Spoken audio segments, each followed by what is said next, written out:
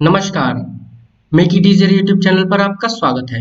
मैं Bobby Saini, founder of make it easier YouTube channel. Subscribe करिए make it easier YouTube channel को reasoning से related videos समझने के लिए। आज का हमारा टॉपिक है ब्लड रिलेशंस। शुरू करते हैं बिना समय बर्बाद किए। ब्लड रिलेशंस, देखिए ब्लड रिलेशन का जो टॉपिक है वो इतना इम्पोर्टेंट है कि हर कॉम्पिटिटिव एग्जाम्स में उसका कम से कम एक क्वेश्चन तो आपको मिलेगा ही मिलेगा। तो ये टॉपिक आप छोड़ के नहीं जा सकते एग्जाम में।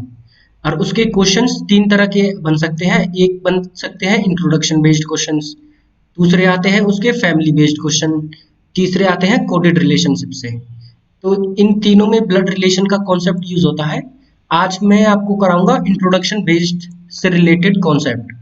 चलिए शुरू करते हैं इंट्रोडक्शन बेस्ड। देखिए इंट्रोडक्शन बेस्ड क्वेश्चंस में कुछ वर्ड्स आएंगे जिनसे आप कंफ्यूज हो जाओगे, तो मैं पहले उसका कॉन्सेप्ट समझा देता हूँ। मैं हिंदी में आप चाची, ताई, मामी, मौसी और बुआ इन सबको अलग व्यक्ति है, अलग अलग नाम से पुकारते हो। इंग्लिश में आप बस सीधे उनको आंटी कह के बुला देते हो। ऐसे ही हिंदी में आप चाचा, ताऊ, मामा, मौसा और फूफा अलग अलग व्यक्ति को कहते हो और अलग अलग नाम होते हैं इनके। इंग्लिश में इन सबको अंकल कहते हैं।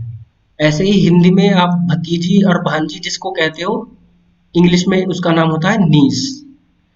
ऐसे ही हिंदी में भतीजा और भांजा जो है, इंग्लिश में उसको कहते हैं नेफ्यू।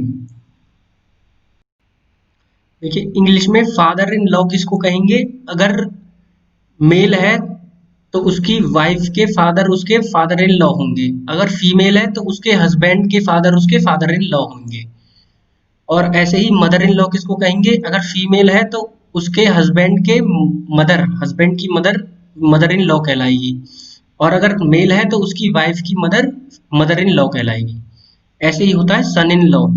सन इन लॉ का मतलब होता है दामाद, मतलब डॉटर्स हस्बैंड। और डॉटर इन लॉ किसको कहेंगे? सन्स वाइफ, मतलब कि बेटे की वाइफ।